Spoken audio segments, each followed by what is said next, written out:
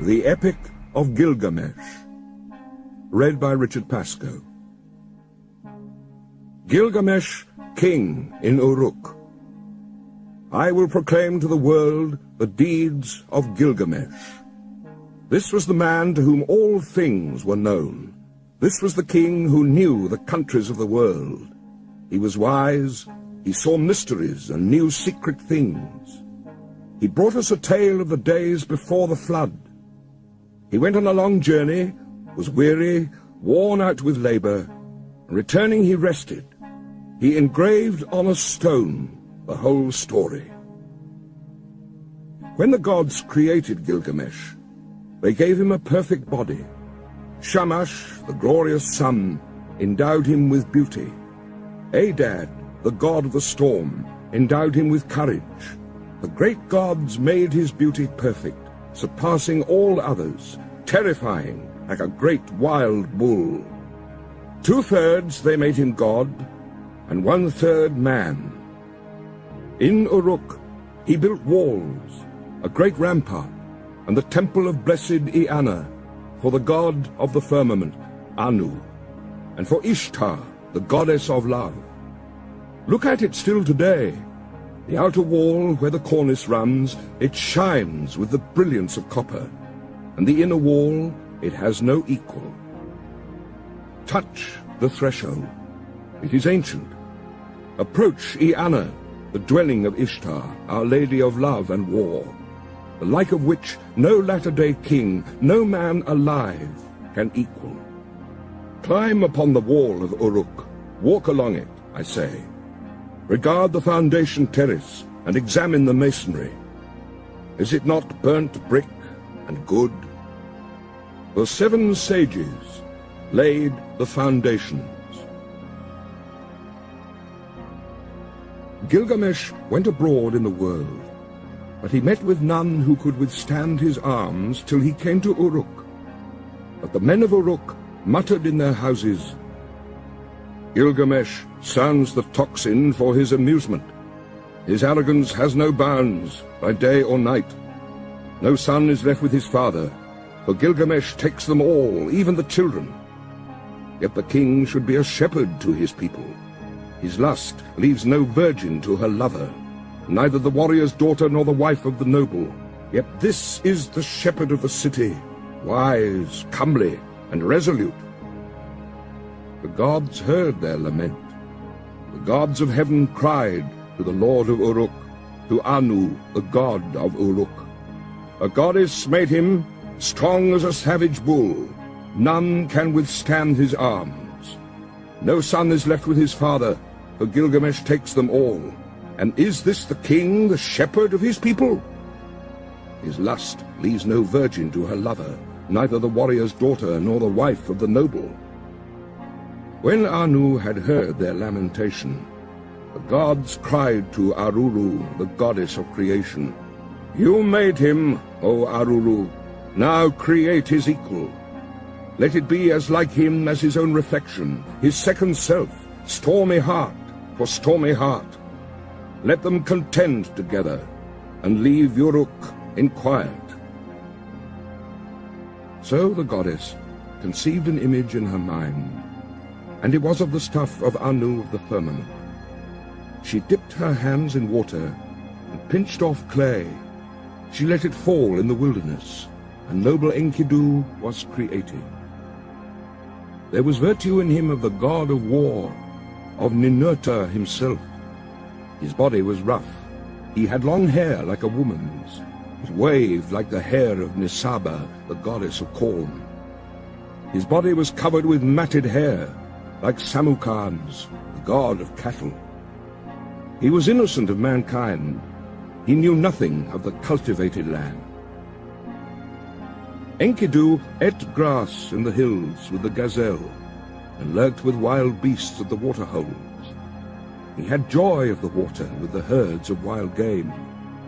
But there was a trapper who met him one day face to face at the drinking hole. The wild game had entered his territory. On 3 days he met him face to face, and the trapper was frozen with fear.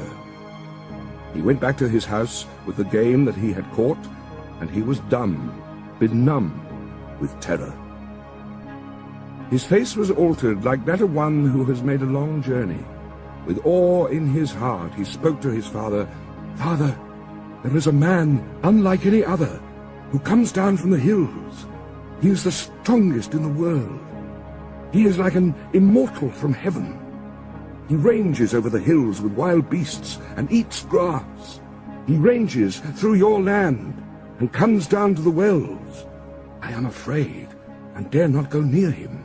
He fills in the pits which I dig and tears up my traps set for the game. He helps the beasts to escape, and now they slip through my fingers." His father opened his mouth and said to the trapper, "My son, in Uruk lives Gilgamesh. No one has ever prevailed against him. He is strong as a star from heaven.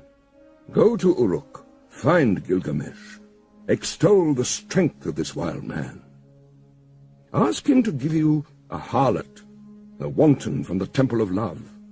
Return with her, and let her woman's power overpower this man.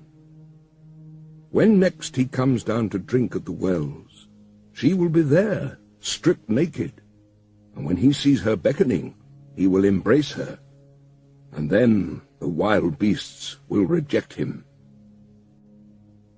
So the trapper set out on his journey to Uruk, and addressed himself to Gilgamesh, saying, "A man unlike any other is roaming now in the pastures. He is as strong as a star from heaven, and I am afraid to approach him. He helps the wild game to escape. He fills in my pits and pulls up my traps." Gilgamesh said, "Trapper, go back. Take with you a harlot, a child of pleasure.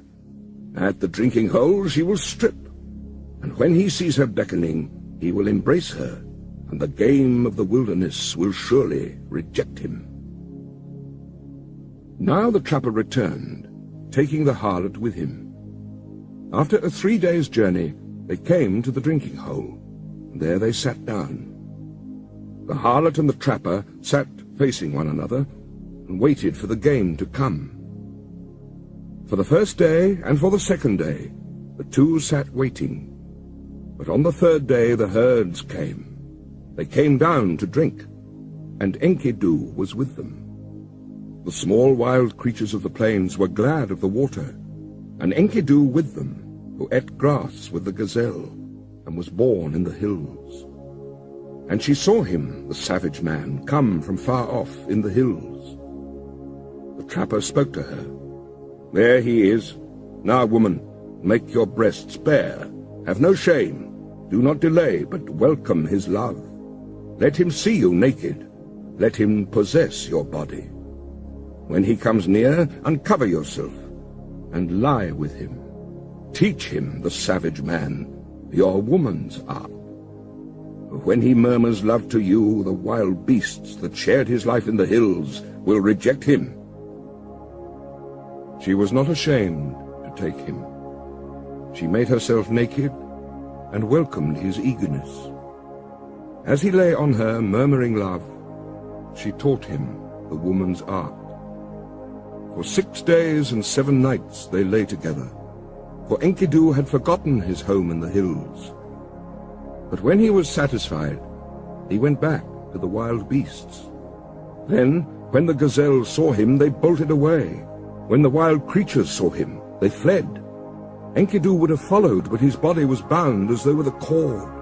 His knees gave way when he started to run. His swiftness was gone. And now the wild creatures had all fled away.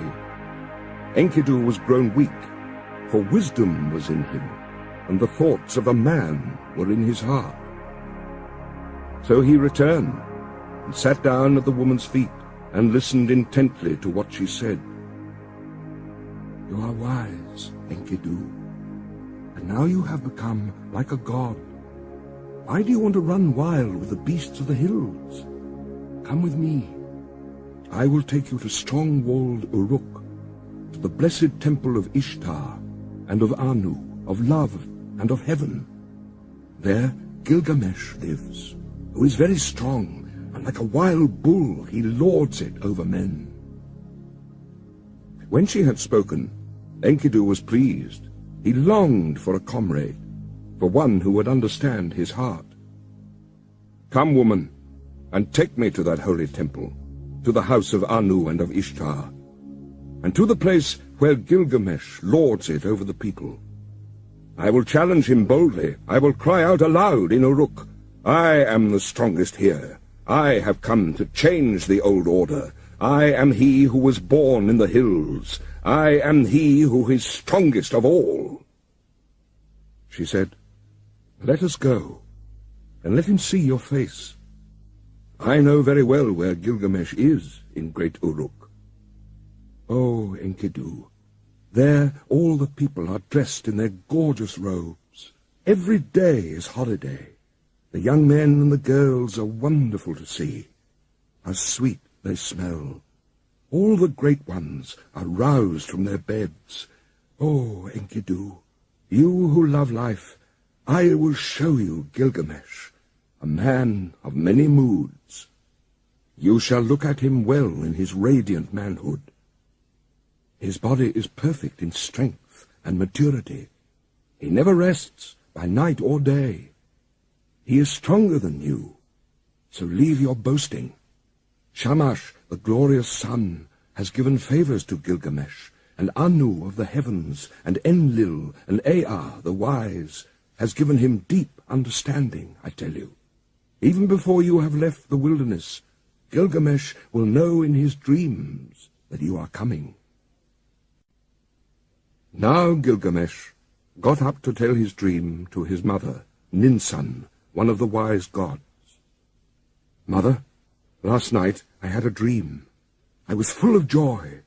The young heroes were round me, and I walked through the night under the stars of the firmament, and one, a meteor of the stuff of Anu, fell down from heaven. I tried to lift it, but it proved too heavy. All the people of Uruk came round to see it. The common people jostled, and the nobles thronged to kiss its feet. And to me, its attraction was like the love of woman. They helped me. I braced my forehead, and I raised it with thongs, and brought it to you, and you yourself pronounced it my brother." And then Ninsun, who is well beloved and wise, said to Gilgamesh, "The star of heaven which descended like a meteor from the sky, which you tried to lift but found too heavy, when you tried to move it, it would not budge, and so you brought it to my feet. I made it for you, a goad and spur, and you were drawn as though to a woman. This is the strong comrade, the one who brings help to his friend in his need. He is the strongest of wild creatures, the stuff of Anu. Born in the grasslands, and the wild hills reared him. When you see him, you will be glad. You will love him as a woman, and he will never forsake you. This is the meaning of the dream." Gilgamesh said, "Mother, I dreamt a second dream. In the streets of strong-walled Uruk, there lay an axe. The shape of it was strange, and the people thronged round. I saw it and was glad. I bent down, deeply drawn towards it. I loved it like a woman, and wore it at my side." Ninsun answered, "That axe which you saw, which drew you so powerfully, like love of a woman, that is the comrade whom I give you, and he will come in his strength like one of the host of heaven. He is the brave companion who rescues his friend in necessity." Gilgamesh said to his mother, "A friend, a counselor has come to me from Enlil, and now I shall befriend and counsel him." So Gilgamesh told his dreams, and the harlot retold them to Enkidu. And now she said to Enkidu, "Get up from the ground, the bed of a shepherd." He listened to her words with care. It was good advice that she gave. She divided her clothing in two, and with the one half she clothed him, and with the other herself. And holding his hand, she led him like a child to the sheepfolds, into the shepherd's tents. There all the shepherds crowded round to see him. They put down bread in front of him. But Enkidu could only suck the milk of wild animals. He fumbled and gaped, at a loss what to do, or how he should eat the bread and drink the strong wine. Then the woman said, "Enkidu, eat bread. It is the staff of life. Drink the wine. It is the custom of the land." So he ate till he was full, and drank strong wine, 7 goblets. He became merry. His heart exulted, and his face shone. He rubbed down the matted hair of his body, and anointed himself with oil. Enkidu had become a man, but when he had put on man's clothing, he appeared like a bridegroom. He took arms to hunt the lion, so that the shepherds could rest at night. He caught wolves and lions, and the herdsmen lay down in peace, for Enkidu was their watchman, that strong man who had no rival. He was merry, living with the shepherds, till one day, lifting his eyes, he saw a man approaching. He said to the harlot, "Woman, fetch that man here. Why has he come? I wish to know his name." She went and called the man, saying, "Sir, where are you going on this weary journey?" The man answered, saying to Enkidu, "Gilgamesh has gone into the marriage house and shut out the people. He does strange things in Uruk, the city of great streets. At the roll of the drum, work begins for the men and work for the women. Gilgamesh the king is about to celebrate marriage with the queen of love, and he still demands to be first with the bride, the king to be first, and the husband to follow, for that was ordained by the gods from his birth, from the time the umbilical cord was cut. But now the drums roll for the choice of the bride, and the city groans." At these words, Enkidu turned white in the face. "I will go to the place where Gilgamesh lords it over the people. I will challenge him boldly, and I will cry aloud in Uruk, 'I have come to change the old order, for I am the strongest here.'" Now Enkidu strode in front, and the woman followed behind. He entered Uruk, that great market, and all the folk thronged round him where he stood in the street in strong-walled Uruk. The people jostled. Speaking of him, they said, "He is the spit of Gilgamesh. He is shorter. He is bigger of bone. This is the one who was reared on the milk of wild beasts. His is the greatest strength." The men rejoiced. "Now Gilgamesh has met his match. This great one, this hero whose beauty is like a god. He is a match even for Gilgamesh." In Uruk, the bridal bed was made, fit for the goddess of love. The bride waited for the bridegroom. But in the night Gilgamesh got up and came to the house. Then Enkidu stepped out. He stood in the street and blocked the way. Mighty Gilgamesh came on, and Enkidu met him at the gate. He put out his foot and prevented Gilgamesh from entering the house. So they grappled, holding each other like bulls. They broke the doorposts, and the walls shook. They snorted like bulls locked together. They shattered the doorposts, and the walls shook. Gilgamesh bent his knee with his foot planted on the ground, and with a turn, Enkidu was thrown. Then immediately his fury died. When Enkidu was thrown, he said to Gilgamesh, "There is not another like you in the world.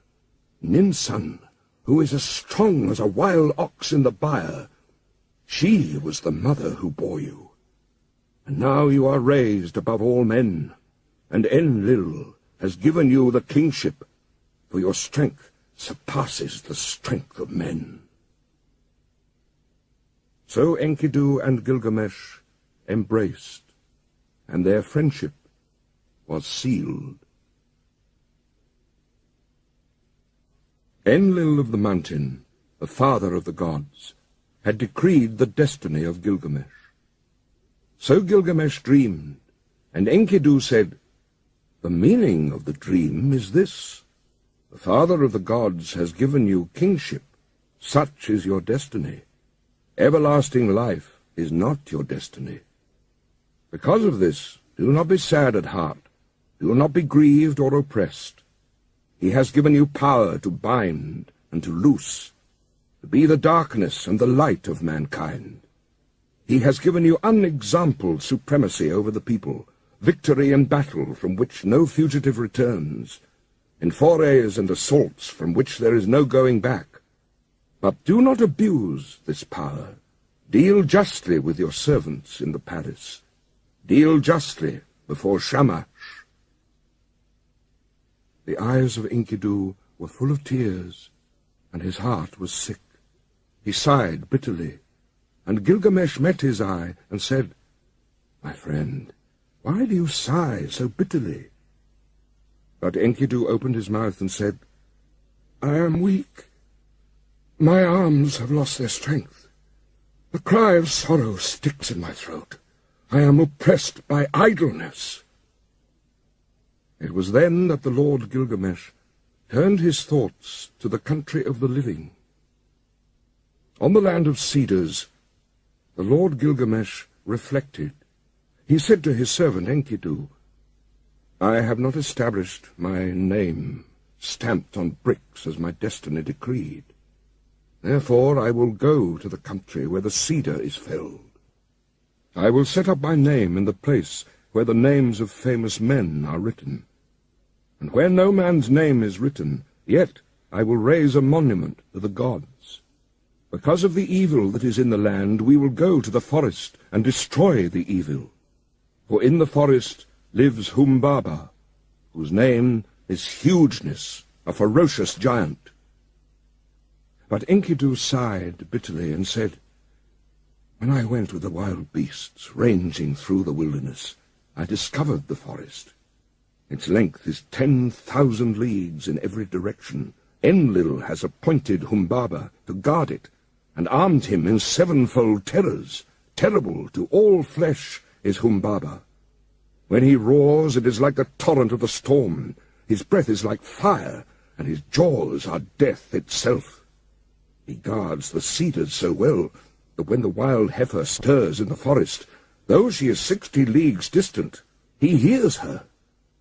What man would willingly walk into that country and explore its depths? I tell you, weakness overpowers whoever goes near it. It is not an equal struggle when one fights with Humbaba. He is a great warrior, a battering ram." Gilgamesh, the watchman of the forest, never sleeps. Gilgamesh replied, "Where is the man who can clamber to heaven? Only the gods live forever with glorious Shamash. But as for us men, our days are numbered. Our occupations are a breath of wind. How is this already you are afraid? I will go first, although I am your lord, and you may safely call out, 'Forward, there is nothing to fear.' Then, if I fall, I leave behind me a name that endures. Men will say of me, 'Gilgamesh has fallen in fight with ferocious Humbaba.' Long after the child has been born in my house, they will say it. And remember." Enkidu spoke again to Gilgamesh, "O my lord, if you will enter that country, go first to the hero Shamash. Tell the sun god, for the land is his. The country where the cedar is cut belongs to Shamash." Gilgamesh took up a kid, white without spot, and a brown one with it. He held them against his breast, and he carried them into the presence of the sun. He took in his hand his silver scepter, and he said to glorious Shamash, "I am going to that country, O Shamash. I am going. My hands supplicate, so let it be well with my soul, and bring me back to the key of Uruk. Grant, I beseech, your protection, and let the omen be good." Glorious Shamash answered, "Gilgamesh, you are strong, but what is the country of the living to you?" "O Shamash, hear me. Hear me. Shamash, let my voice be heard. Here in the city man dies, oppressed at heart, man perishes with despair in his heart. I have looked over the wall, and I see the bodies floating on the river, and that will be my lot also. Indeed, I know it is so, for whoever is tallest among men cannot reach the heavens, and the greatest cannot encompass the earth. Therefore I would enter that country, because I have not established my name stamped on brick as my destiny decreed. I will go to the country where the cedar is cut. I will set up my name where the names of famous men are written, and where no man's name is written, I will raise a monument to the gods. The tears ran down his face, and he said, Alas, it is a long journey that I must take to the land of Humbaba. If this enterprise is not to be accomplished, why did you move me, Shamash, with the restless desire to perform it? How can I succeed if you will not succor me? If I die in that country, I will die without rancor. But if I return, I will make a glorious offering of gifts and of praise to Shamash. So Shamash accepted the sacrifice of his tears. Like the compassionate man, he showed him mercy. He appointed strong allies for Gilgamesh, sons of one mother, and stationed them in the mountain caves. The great winds he appointed, the north wind, the whirlwind, the storm and the icy wind, the tempest and the scorching wind, like vipers, like dragons, like a scorching fire, like a serpent that freezes the heart, a destroying flood and the lightning's fork, such were they. And Gilgamesh rejoiced. He went to the forge and said, I will give orders to the armorers. They shall cast us our weapons while we watch them. So they gave orders to the armorers, and the craftsmen sat down in conference. They went into the groves of the plain and cut willow and boxwood. They cast for them axes of 90 pounds, and great swords they cast, with blades of 60 pounds each one, with pommels and hilts of 30 pounds. They cast for Gilgamesh the axe, might of heroes, and the bow of Anshan. And Gilgamesh was armed and Enkidu, and the weight of the arms they carried was 30 pounds. The people collected, and the councillors in the streets and in the marketplace of Uruk. They came through the gate of 7 bolts, and Gilgamesh spoke to them in the marketplace. I, Gilgamesh, go to see that creature of whom such things are spoken, the rumour of whose name fills the world. I will conquer him in his cedar wood, and show the strength of the sons of Uruk. All the world shall know of it. I am committed to this enterprise, to climb the mountain, to cut down the cedar, and leave behind me an enduring name. The councillors of Uruk, the great market, answered him, Gilgamesh, you are young. Your courage carries you too far. You cannot know what this enterprise means which you plan. We have heard that Humbaba is not like men who die. His weapons are such that none can stand against them. The forest stretches for 10,000 leagues in every direction. Who would willingly go down to explore its depths? As for Humbaba, when he roars, it is like the torrent of the storm. His breath is like fire, and his jaws are death itself. Why do you crave to do this thing, Gilgamesh? It is no equal struggle when one fights with Humbaba, that battering ram. When he heard these words of the councillors, Gilgamesh looked at his friend and laughed. How shall I answer them? Shall I say I am afraid of Humbaba? I will sit at home all the rest of my days? Then Gilgamesh opened his mouth again and said to Enkidu, My friend, let us go to the great palace, to Egalma, and stand before Ninsun the queen. Ninsun is wise with deep knowledge. She will give us counsel for the road we must go. They took each other by the hand as they went to ʻɡɪlɡəmɛʃ, and they went to Ninsun, the great queen. Gilgamesh approached. He entered the palace and spoke to Ninsun. "Ninsun, will you listen to me? I have a long journey to go, to the land of Humbaba. I must travel an unknown road and fight a strange battle. From the day I go until I return, till I reach the cedar forest and destroy the evil which Shamash abhors, pray for me to Shamash." Ninsun went into her room. She put on a dress becoming to her body. She put on jewels to make her breast beautiful. She placed a tiara on her head, and her skirts swept the ground. Then she went up to the altar of the sun, standing upon the roof of the palace. She burnt incense and lifted her arms to Shamash as the smoke ascended. "O Shamash, why did you give this restless heart to Gilgamesh, my son? Why did you give it? You have moved him, and now he sets out on a long journey to the land of Humbaba, to travel an unknown road and fight a strange battle.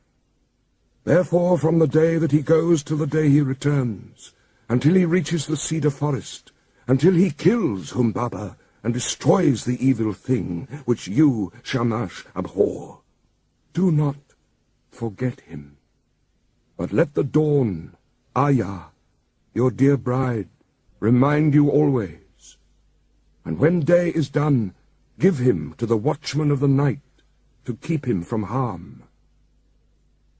Then Ninsun, the mother of Gilgamesh, extinguished the incense, and she called to Enkidu with this exhortation: "Strong Enkidu, you are not the child of my body, but I will receive you as my adopted son.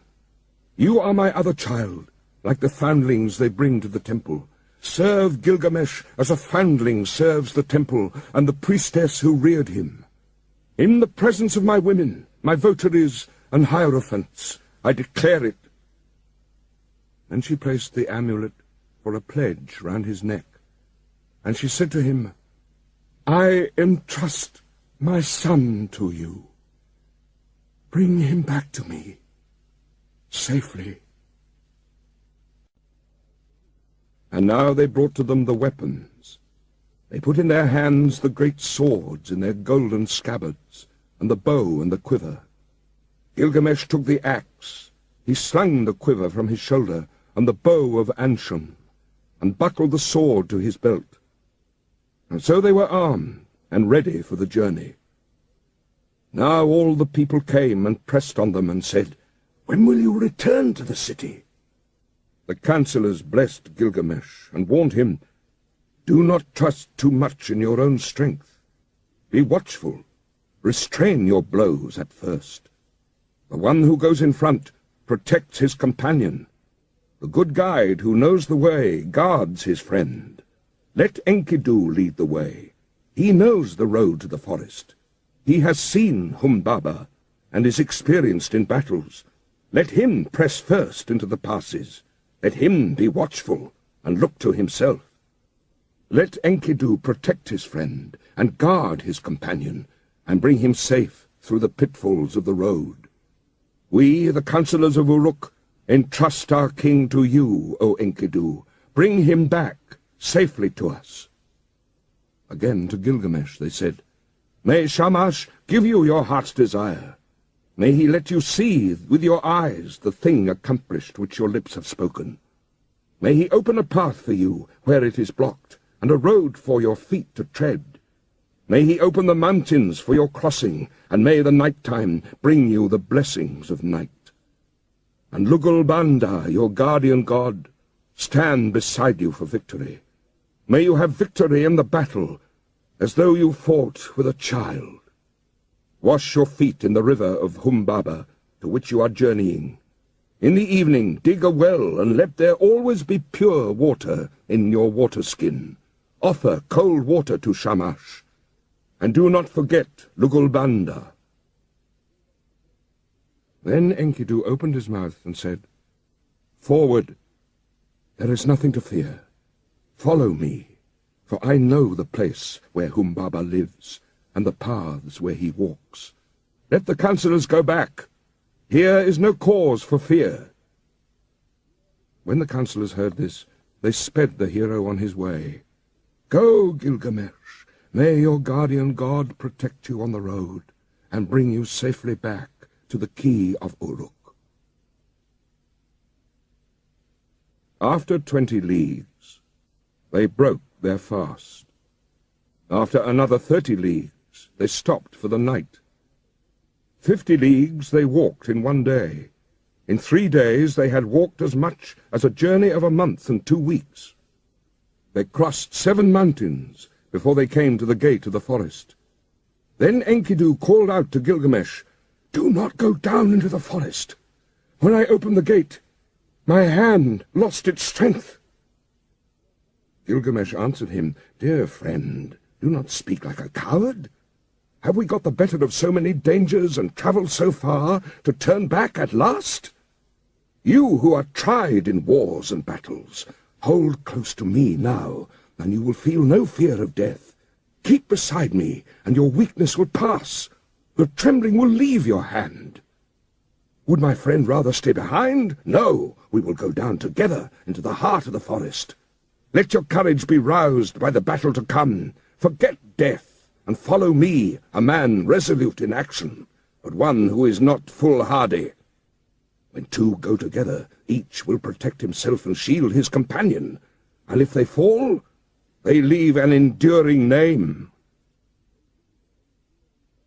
Together they went down into the forest, and they came to the green mountain. There they stood still.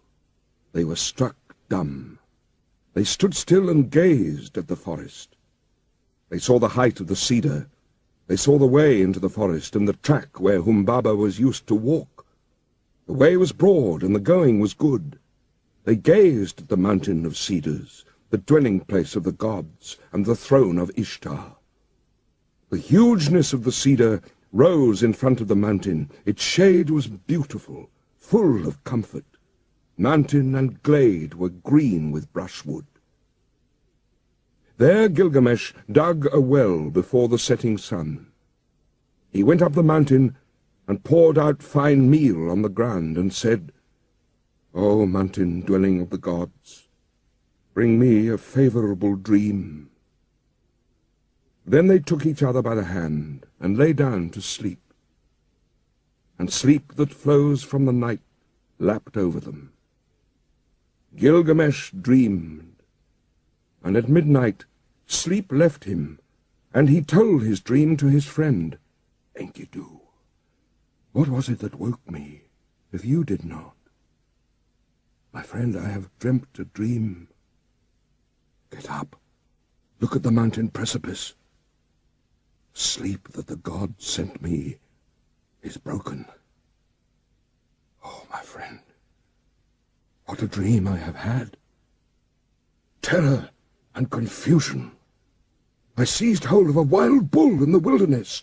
It bellowed and beat up the dust till the whole sky was dark. My arm was seized and my tongue bitten. I fell back on my knee, and then someone refreshed me with water from his water skin." Enkidu said, "Dear friend, the god to whom we are travelling is no wild bull, though his form is mysterious. That wild bull which you saw is Shamash, the protector. In our moment of peril, he will take our hands. The one who gave water from his water skin, that is your own god, who cares for your good name, your Lugalbanda. United with him, together we will accomplish a work, the fame of which will never die." Gilgamesh said, "I dreamed again.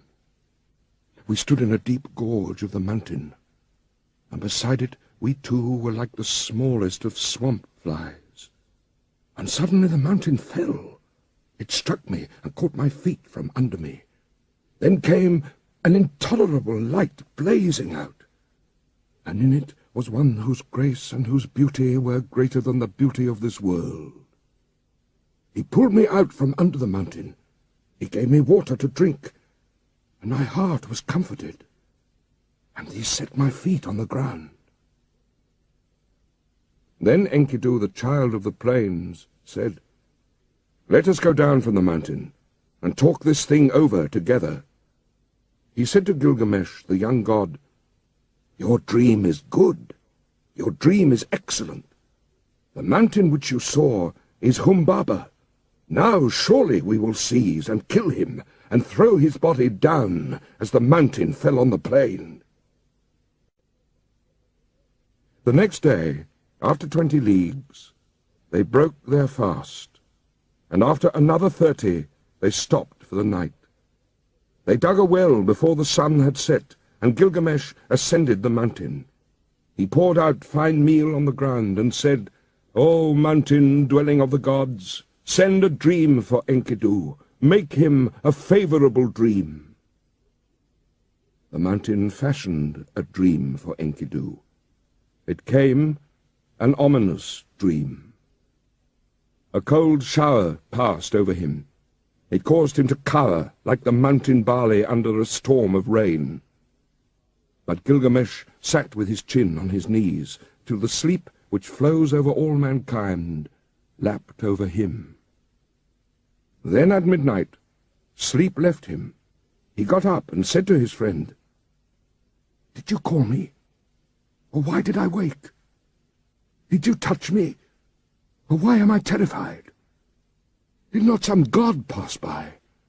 For my limbs are numb with fear." "My friend, I saw a third dream, and this dream was altogether frightful. The heavens roared, and the earth roared again. Daylight failed, and darkness fell. Lightnings flashed, fire blazed out. The clouds lowered, they rained down death. And then the brightness departed, the fire went out, and all was turned to ashes fallen about us. Let us go down from the mountain and talk this over, and consider what we should do." When they had come down from the mountain, Gilgamesh seized the axe in his hand. He felled the cedar. When Humbaba heard the noise far off, he was enraged.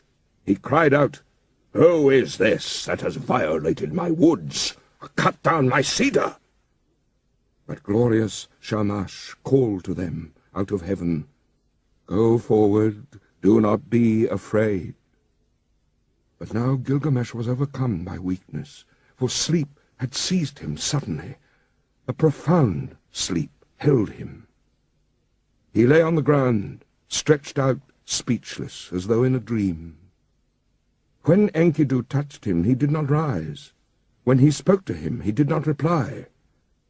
"O Gilgamesh, lord of the plain of Kulab, the world grows dark. The shadows have spread over it. Now is the glimmer of dusk. Shamash has departed. His bright head is quenched in the bosom of his mother, Ningal. O Gilgamesh, how long will you lie like this, asleep? Never let the mother who gave you birth be forced in mourning into the city square." At length Gilgamesh heard him. He put on his breastplate. The voice of heroes, of 30 shekels weight. He put it on as though it had been a light garment that he carried, and it covered him altogether. He straddled the earth like a bull that snuffs the ground, and his teeth were clenched. "By the life of my mother Ninsun, who gave me birth, and by the life of my father, divine Lugalbanda, let me live to be the wonder of my mother, as when she nursed me on her lap." A second time he said to him, "By the life of Ninsun, my mother who gave me birth, and by the life of my father, divine Lugalbanda, until we have fought this man, if man he is, this god, if god he is, the way that I took to the country of the living will not turn back to the city." Then Enkidu, the faithful companion, pleaded, answering him, "O my lord, you do not know this monster, and that is the reason you are not afraid. I who know him, I am terrified. His teeth are dragon's fangs. His countenance is like a lion. His charge is the rushing of the flood.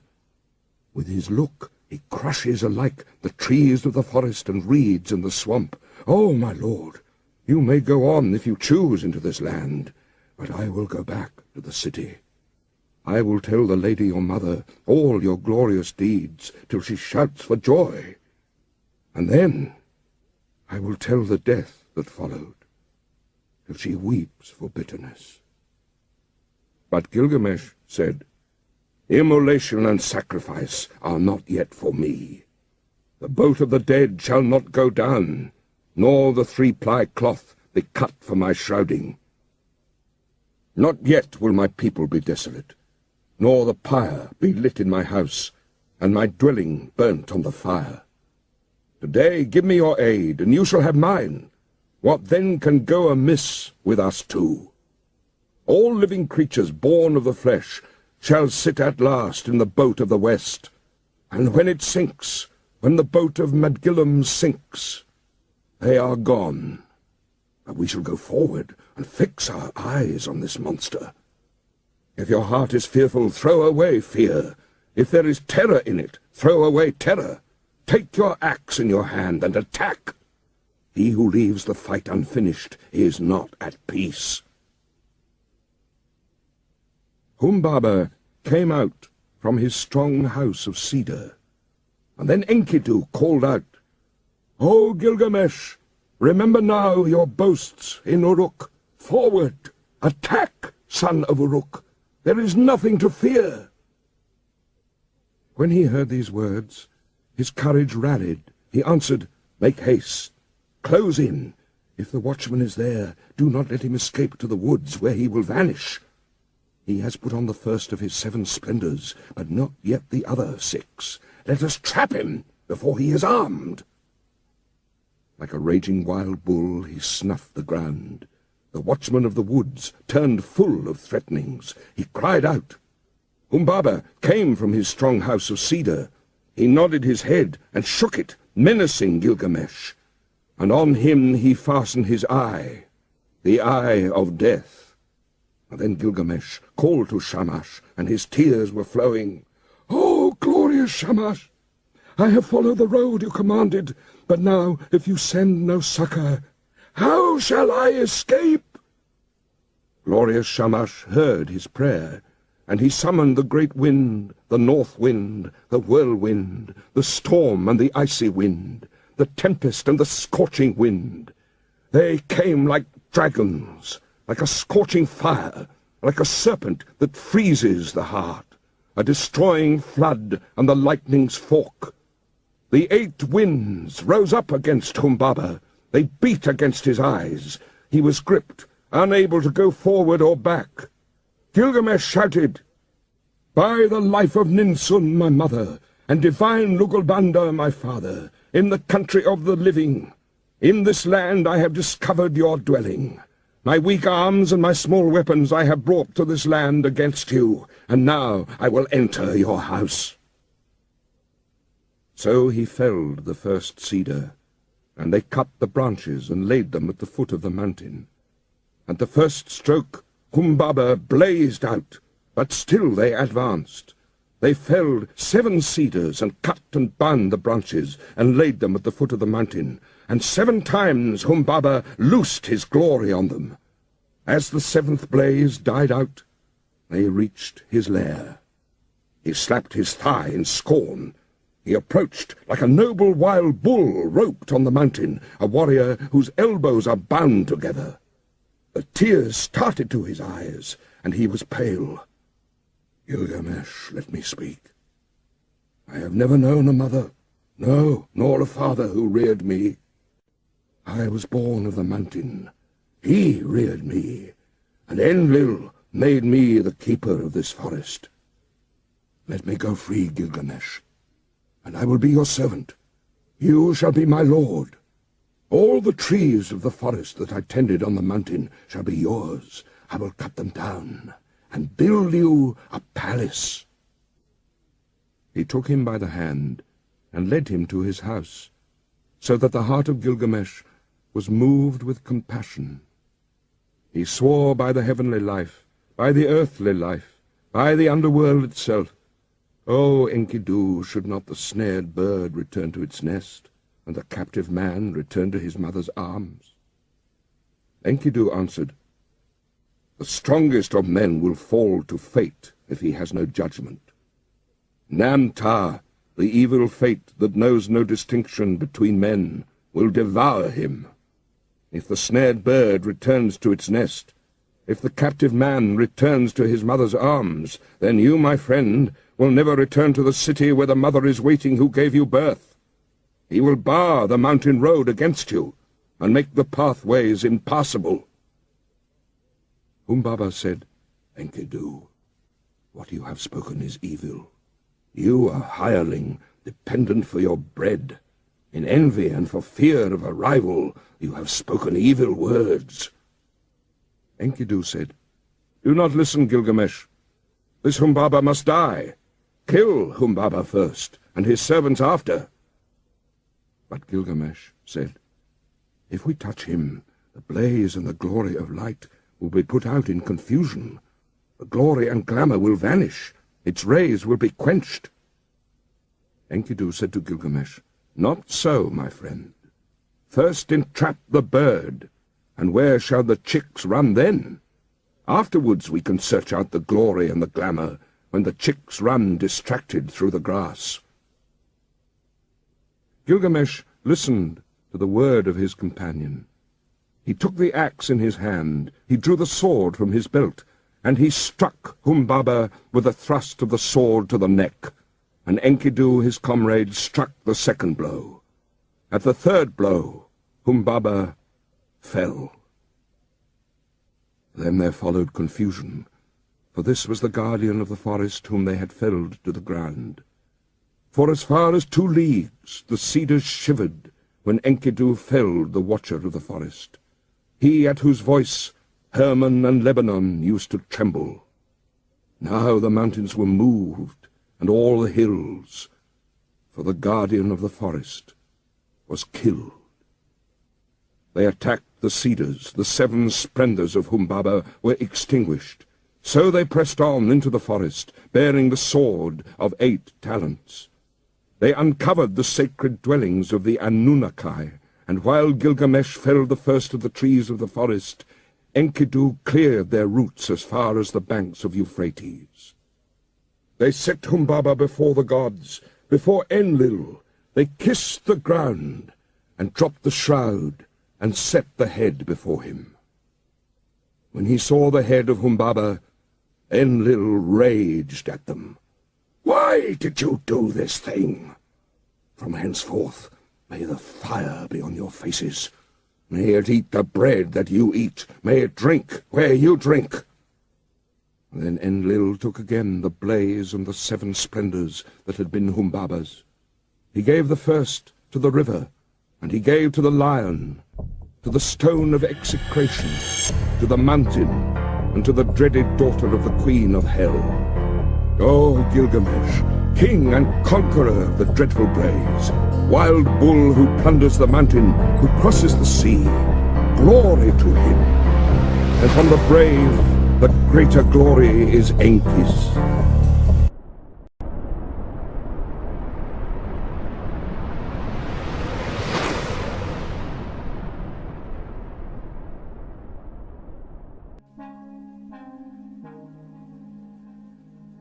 Gilgamesh washed out his long locks and cleaned his weapons. He flung back his hair from his shoulders. He threw off his stained clothes and changed them for new. He put on his royal robes and made them fast. When Gilgamesh had put on the crown, glorious Ishtar lifted her eyes, seeing the beauty of Gilgamesh. She said, "Come to me, Gilgamesh, and be my bridegroom. Grant me seed of your body. Let me be your bride, and you shall be my husband. I will harness for you a chariot of lapis lazuli and of gold, with wheels of gold and horns of copper, You shall have mighty demons of the storm for draught mules. When you enter our house in the fragrance of cedar wood, threshold and throne will kiss your feet. Kings, rulers, and princes will bow down before you. They shall bring you tribute from the mountains and the plain. Your ewes shall drop twins, and your goats triplets. Your pack-ass shall outrun mules. Your oxen shall have no rivals. Your chariot horses shall be famous far off for their swiftness. Gilgamesh opened his mouth and answered glorious Ishtar, "If I take you in marriage, what gifts can I give in return? What ointments and clothing for your body? I would gladly give you bread, and all sorts of food fit for a god. I would give you wine to drink, fit for a queen. I would pour out barley to stuff your granary. But as for making you my wife, that I will not. How would it go with me? Your lovers have found you like a brazier which smoulders in the cold, a back door which keeps out neither squall of wind nor storm, a castle which crushes the garrison, pitch that blackens the bearer, a water skim that chafes the carrier, a stone which falls from the parapet, a battering ram turned back from the enemy, a sandal that trips the wearer. Which of your lovers did you ever love forever? What shepherd of yours has pleased you for all time? Listen to me while I tell you the tale of your lovers. There was Tammuz, the lover of your youth. For him you decreed wailing year after year. You loved the many-colored roller, but still you struck and broke his wing. Now in the grove he sits and cries, "Kapi, Kapi, my wing, my wing." You have loved the lion, tremendous in strength. 7 pits you dug for him, and 7. You have loved the stallion, magnificent in battle, and for him you decreed whip and spur and a thong, to gallop 7 leagues by force, and to muddy the water before he drinks. And for his mother, Silili, lamentations. You have loved the shepherd of the flock. He made meal cake for you day after day. He killed kids for your sake. You struck and turned him into a wolf. Now his own herd boys chase him away. His own hounds worry his flanks. And did you not love Ishulanu, the gardener of your father's palm grove? He brought you baskets filled with dates without end. Every day he loaded your table. Then you turned your eyes on him and said, "Dearest Ishulanu, come here to me. Let us enjoy your manhood. Come forward and take me. I am yours." Ishulanu answered, "What are you asking from me? My mother has baked and I have eaten. Why should I come to such as you for food that is tainted and rotten?" For when was a screen of rushes sufficient protection from frosts? And when you had heard his answer, you struck him. He was changed to a blind mole deep in the earth, one whose desire is always beyond his reach. And if you and I should be lovers, should not I be served in the same fashion as all these others whom you loved once? When Ishtar heard this, she fell into a bitter rage. She went up to high heaven.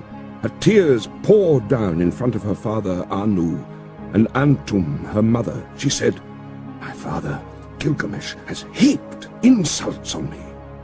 He has told over all my abominable behavior, my foul and hideous acts." Anu opened his mouth and said, "Are you a father of gods? Did not you quarrel with Gilgamesh, the king, so now he has related your abominable behavior, your foul and hideous acts?" Ishtar opened her mouth and said again, "My father, give me the bull of heaven to destroy Gilgamesh. Fill Gilgamesh, I say, with arrogance to his destruction. But if you refuse to give me the bull of heaven, I will break in the doors of hell and smash the bolts. There will be confusion of people, those above with those from the lower depths. I shall bring up the dead to eat food like the living, and the hosts of dead will outnumber the living. Anu said to great Ishtar, If I do what you desire, there will be 7 years of drought throughout Uruk, when corn will be seedless husks. Have you saved grain enough for the people and grass for the cattle? Ishtar replied, I have saved grain for the people, grass for the cattle. For 7 years of seedless husks there is grain and there is grass enough. When Anu heard what Ishtar had said, he gave her the bull of heaven to lead by the halter down to Uruk. When they reached the gates of Uruk, the bull went to the river. With his first snort, cracks opened in the earth, and 100 young men fell down to death. With his second snort, cracks opened, and 200 fell down to death. With his third snort, cracks opened. Enkidu doubled over but instantly recovered. He dodged aside and leapt on the bull and seized it by the horns. The bull of heaven foamed in his face. It brushed him with the thick of its tail. Enkidu cried to Gilgamesh, My friend, we boasted that we should leave enduring names behind us. Now thrust in your sword between the nape and the horns. So Gilgamesh followed the bull. He seized the thick of its tail. He thrust the sword between the nape and the horns and slew the bull. When they had killed the bull of heaven, they cut out its heart and gave it to Shamash. And the brothers rested. But Ishtar rose up and mounted the great wall of Uruk. She sprang onto the tower and uttered a curse. Woe to Gilgamesh, for he has scorned me in killing the bull of heaven.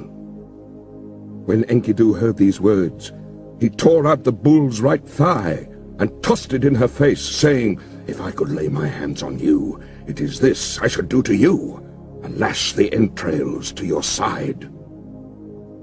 Then Ishtar called together her people, the dancing and singing girls, the prostitutes of the temple, the courtesans. Over the thigh of the bull of heaven she set up lamentation. But Gilgamesh called the smiths and the armorers, all of them together. They admired the immensity of the horns. They were plated with lapis lazuli, 2 fingers thick. They were 30 pounds each in weight, and their capacity in oil was 6 measures, which he gave to his guardian god, Lugalbanda. But he carried the horns into the palace and hung them on the wall. Then they washed their hands in Euphrates. They embraced each other and went away.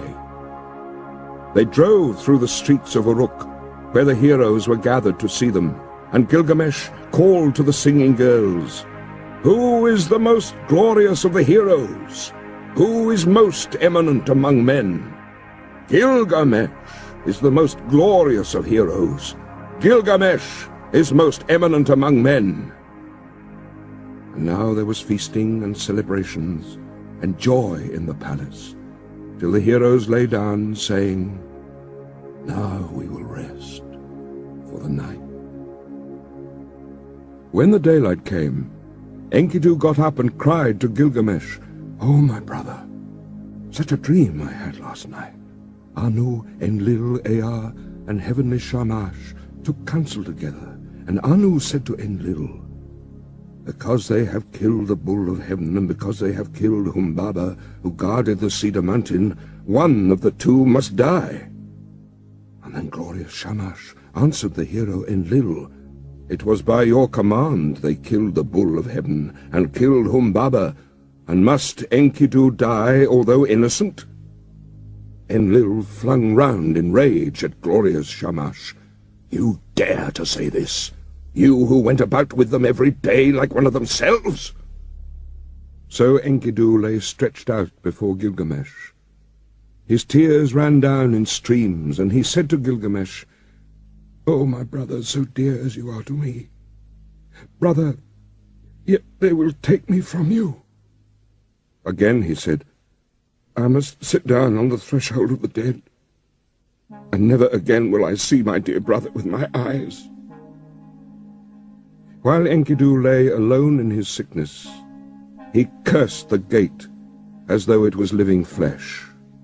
"You there, wood of the gate, dull and insensible, witless. I searched for you over 20 leagues until I saw the towering cedar. There is no wood like you in our land, 72 cubits high and 24 wide. The pivot and the ferrule and the jambs are perfect. A master craftsman from Nippur has made you. But oh, if I had known the conclusion, if I had known that this was all the good that would come of it, I would have raised the axe and split you into little pieces and set up here a gate of wattle instead. Ah, if only some future king had brought you here, or some god had fashioned you. Let him obliterate my name and write his own, and the curse fall on him instead of on Enkidu." With the first brightening of dawn, Enkidu raised his head and wept before the sun god. In the brilliance of the sunlight, his tears streamed down. "Sun god, I beseech you, about that vile trapper, that trapper of nothing, because of whom I was to catch less than my comrade. Let him catch least. Make his game scarce. Make him feeble, taking the smaller of every share. Let his quarry escape from his nets." When he had cursed the trapper to his heart's content, he turned on the harlot. He was roused to curse her also. "As for you, woman, with a great curse I curse you. I will promise you a destiny to all eternity. My curse shall come on you soon and sudden. You shall be without a roof for your commerce, for you shall not keep house with other girls in the tavern, but do your business in places fouled by the vomit of the drunkard. Your hire will be potter's earth. Your thievings will be flung into the hovel. You will sit at the crossroads in the dust of the potter's quarter. You will make your bed on the dunghill at night, and by day take your stand in the wall's shadow. Brambles and thorns will tear your feet. The drunk and the dry will strike your cheek, and your mouth will ache. Let you be stripped of your purple dyes, for I, too, once in the wilderness with my wife, had all the treasure I wished." When Shamash heard the words of Enkidu, he called to him from heaven, "Enkidu, why are you cursing the woman, the mistress who taught you to eat bread fit for gods, and drink wine of kings? She who put upon you a magnificent garment, did she not give you glorious Gilgamesh for your companion? And has not Gilgamesh, your own brother, made you rest on a royal bed, and recline on a couch at his left hand? He has made the princes of the earth kiss your feet, and now all the people of Uruk lament and wail over you. When you are dead, he will let his hair grow long for your sake. He will wear a lion's pelt and wander through the desert." When Enkidu heard glorious Shamash, his angry heart grew quiet. He called back the curse and said, "Woman, I promise you another destiny. The mouth which cursed you shall bless you. Kings, princes, and nobles shall adore you. On your account, a man, though 12 miles off, will clap his hand to his thigh, and his hair will twitch. For you he will undo his belt, and open his treasure, and you shall have your desire. Lapis lazuli, gold, and carnelian from the heap in the treasury. A ring for your hand, and a robe shall be yours. The priest will lead you into the presence of the gods.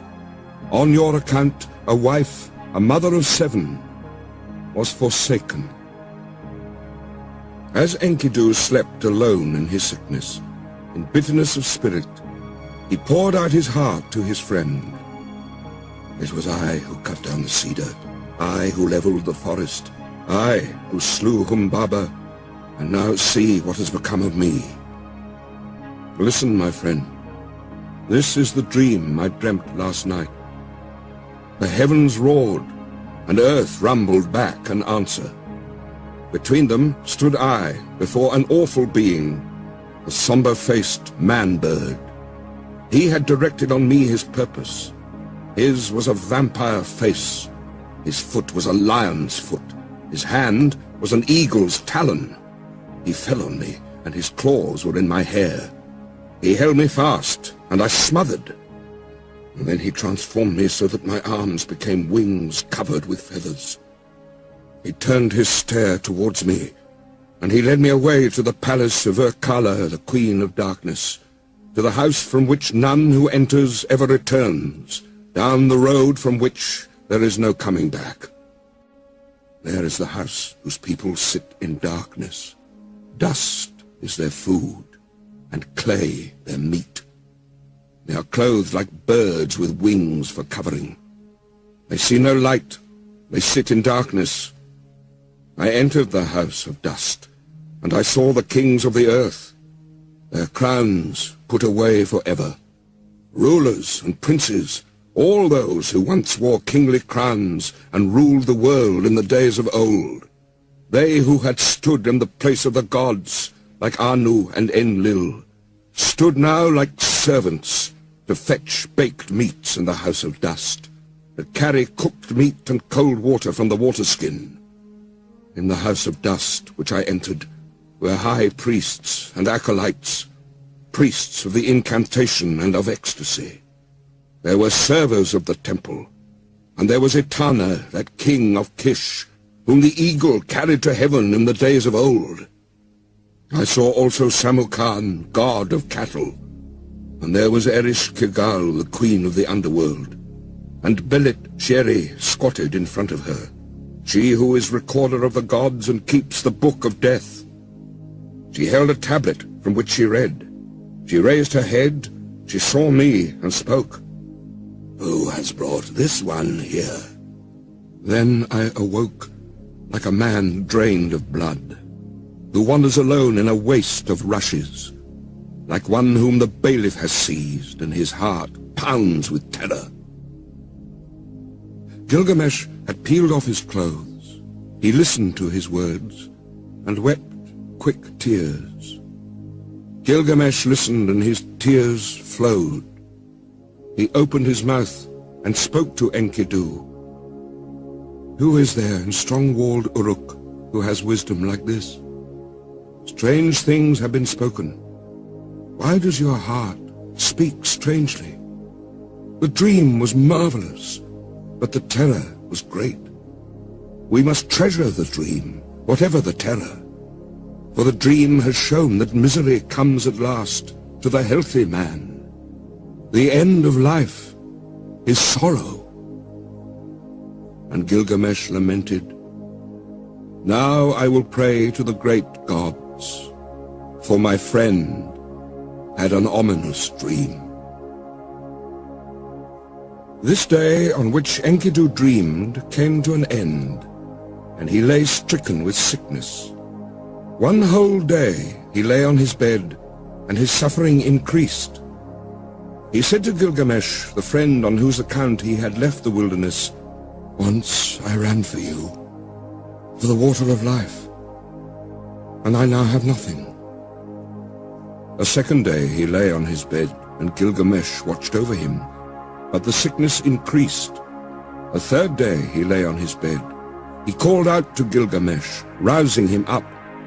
Now he was weak, and his eyes were blind with weeping.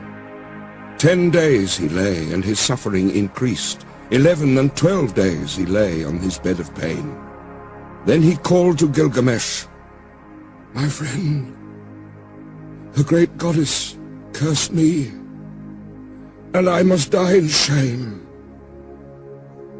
I shall not die like a man fallen in battle.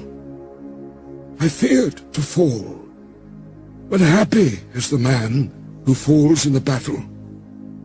For I must die in shame. And Gilgamesh wept over Enkidu. With the first light of dawn, he raised his voice and said to the councillors of Uruk, "Hear me, great ones of Uruk. I weep for Enkidu, my friend. Bitterly moaning like a woman mourning, I weep for my brother. O Enkidu, my brother, you were the axe at my side, my hand's strength, the sword in my belt, the shield before me, a glorious robe, my fairest ornament. An evil fate has robbed me. The wild ass and the gazelle that were father and mother, all long-tailed creatures that nourished you, weep for you. All the wild things of the plain and pastures, the paths that you loved in the forest of cedars, night and day murmur. Let the great ones of strong-walled Uruk weep for you. Let the finger of blessing be stretched out in mourning. Enkidu, young brother, hark, there is an echo through all the country, like a mother mourning. Weep all the paths where we walked together, and the beasts we hunted, the bear and hyena, tiger and panther, leopard and lion, the stag and the ibex, the bull and the doe, the river along whose banks we used to walk, weeps for you. Ula of Elam and dear Euphrates, where once we drew water for the waterskins, the mountain we climbed, where we slew the watchman, weeps for you. The warriors of strong-walled Uruk, where the bull of heaven was killed, weep for you. All the people of Eridu weep for you, Enkidu. Those who brought grain for your eating mourn for you now. Who rubbed oil on your back mourn for you now. Who poured beer for your drinking mourn for you now. The harlot who anointed you with fragrant ointment laments for you now. The women of the palace who brought you a wife, a chosen ring of good advice, lament for you now. And the young men, your brothers, as though they were women, go long-haired in mourning. What is this sleep which holds you now? You are lost in the dark and cannot hear me. He touched his heart, but it did not beat, nor did he lift his eyes again. When Gilgamesh touched his heart, it did not beat. So Gilgamesh laid a veil as one veils the bride over his friend. He began to rage like a lion, like a lioness robbed of her whelps. This way and that he paced round the bed. He tore out his hair and strewed it around. He dragged off his splendid robes and flung them down as though they were abominations. In the first light of dawn, Gilgamesh cried out, "I made you rest on a royal bed. You reclined on a couch at my left hand. The princes of the earth kissed your feet. I will cause all the people of Uruk to weep over you and raise the dirge of the dead. The joyful people will stoop with sorrow. And when you have gone to the earth, I will let my hair grow long for your sake. I will wander through the wilderness in the skin of a lion." The next day also, in the first light, Gilgamesh lamented. 7 days and 7 nights he wept for Enkidu, until the worm fastened on him. Only then he gave him up to the earth, for the Anunnaki, the judges, had seized him. Then Gilgamesh issued a proclamation through the land. He summoned them all, the coppersmiths, the goldsmiths, the stoneworkers, and commanded them, "Make a statue of my friend." The statue was fashioned with a great weight of lapis lazuli for the breast and of gold for the body. a table of hard wood was set out, and on it a bowl of carnelian filled with honey, and a bowl of lapis lazuli filled with butter. These he exposed and offered to the sun. And weeping, he went away.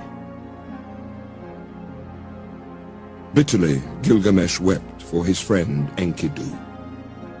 He wandered over the wilderness as a hunter. He roamed over the plains. In his bitterness he cried, "How can I rest? How can I be at peace? Despair is in my heart.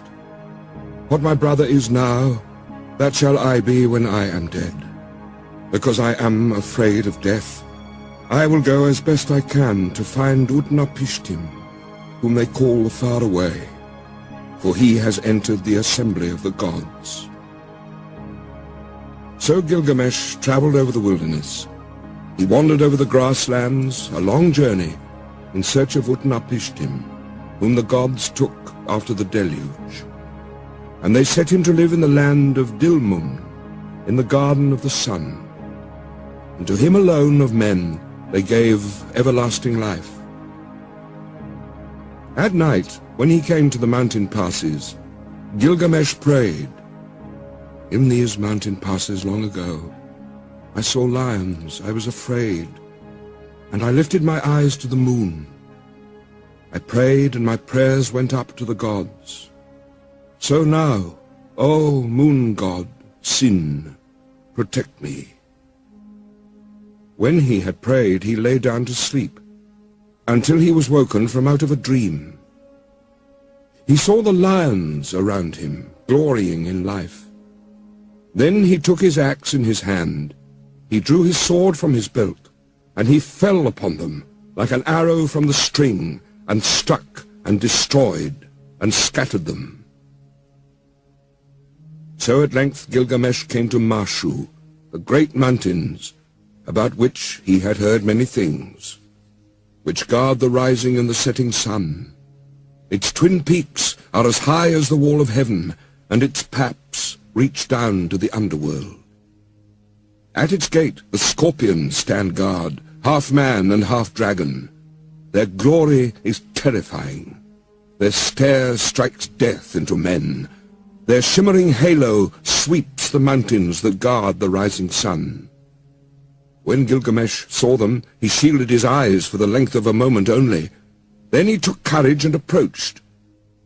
When they saw him so undismayed, the man-scorpion called to his mate, "This one who comes to us now is flesh of the gods." The mate of the man-scorpion answered, "2/3 is God, but 1/3 is man." Then he called to the man Gilgamesh. He called to the child of the gods, "Why have you come so great a journey? For what have you traveled so far, crossing the dangerous waters? Tell me the reason for your coming." Gilgamesh answered, "For Enkidu. I loved him dearly. Together we endured all kinds of hardships. On his account I have come, for the common lot of man has taken him. I have wept for him day and night. I would not give up his body for burial. I thought my friend would come back because of my weeping. Since he went, my life is nothing. That is why I have traveled here in search of Utnapishtim, my father. For men say he has entered the assembly of the gods and has found everlasting life. I have a desire to question him concerning the living and the dead." The man-scorpion opened his mouth and said, speaking to Gilgamesh, "No man born of woman has done what you have asked. No mortal man has gone into the mountain. The length of it is 12 leagues of darkness. In it there is no light, but the heart is oppressed with darkness. From the rising of the sun to the setting of the sun, there is no light." Gilgamesh said, "Although I should go in sorrow and in pain, with sighing and with weeping, still I must go. Open the gate of the mountain." And the man-scorpion said, "Go, Gilgamesh. I permit you to pass through the mountain of Mashu. and through the high ranges. May your feet carry you safely home. The gate of the mountain is open." When Gilgamesh heard this, he did as the man-scorpion had said. He followed the sun's road to his rising through the mountain. When he had gone 1 league, the darkness became thick around him, for there was no light. He could see nothing ahead and nothing behind him. After 2 leagues, the darkness was thick, and there was no light. He could see nothing ahead and nothing behind him. After 3 leagues, the darkness was thick, and there was no light. He could see nothing ahead and nothing behind him. After 4 leagues, the darkness was thick, and there was no light. He could see nothing ahead and nothing behind him. At the end of 5 leagues, the darkness was thick, and there was no light. He could see nothing ahead and nothing behind him. At the end of 6 leagues, the darkness was thick, and there was no light. He could see nothing ahead and nothing behind him. When he had gone 7 leagues, the darkness was thick, and there was no light. He could see nothing ahead and nothing behind him. When he had gone 8 leagues, Gilgamesh gave a great cry, for the darkness was thick, and he could see nothing ahead and nothing behind him. After 9 leagues, he felt the north wind on his face, but the darkness was thick, and there was no light. He could see nothing ahead and nothing behind him. After 10 leagues, the end was near. After 11 leagues, the dawn light appeared. At the end of 12 leagues, the sun streamed out. There was the garden of the gods. All round him stood bushes bearing gems. Seeing it, he went down at once, for there was fruit of carnelian, with the vine hanging from it, beautiful to look at. Lapis lazuli leaves hung thick with fruit, sweet to see. For thorns and thistles there were hematite and rare stones, agate and pearls from out of the sea. While Gilgamesh walked in the garden by the edge of the sea, Shamash saw him, and he saw that he was dressed in the skins of animals and ate their flesh. He was distressed, and he spoke and said, "No mortal man has gone this way before, nor will, as long as the winds drive over the sea." And to Gilgamesh he said, "You will never find the life for which you are searching." Gilgamesh said to glorious Shamash, "Now that I have toiled and strayed so far over the wilderness, am I to sleep and let the earth cover my head forever? Let my eyes see the sun until they are dazzled with looking. Although I am no better than a dead man, still let me see the light of the sun." Beside the sea she lives, the woman of the vine, the maker of wine. Siduri sits in the garden at the edge of the sea, with the golden bowl and the golden vats that the gods gave her. She is covered with a veil, and where she sits she sees Gilgamesh coming towards her, wearing skins, the flesh of the gods in his body, but despair in his heart, and his face like the face of one who has made a long journey.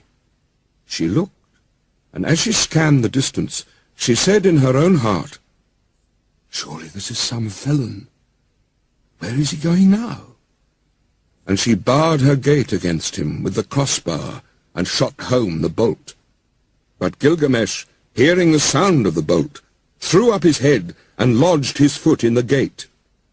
He called to her, "Young woman, maker of wine, why do you bolt your door? What did you see that made you bar your gate? I will break in your door and burst in your gate. For I am Gilgamesh, who seized and killed the bull of heaven. I killed the watchman of the cedar forest. I overthrew Humbaba, who lived in the forest. and I killed the lions in the passes of the mountain."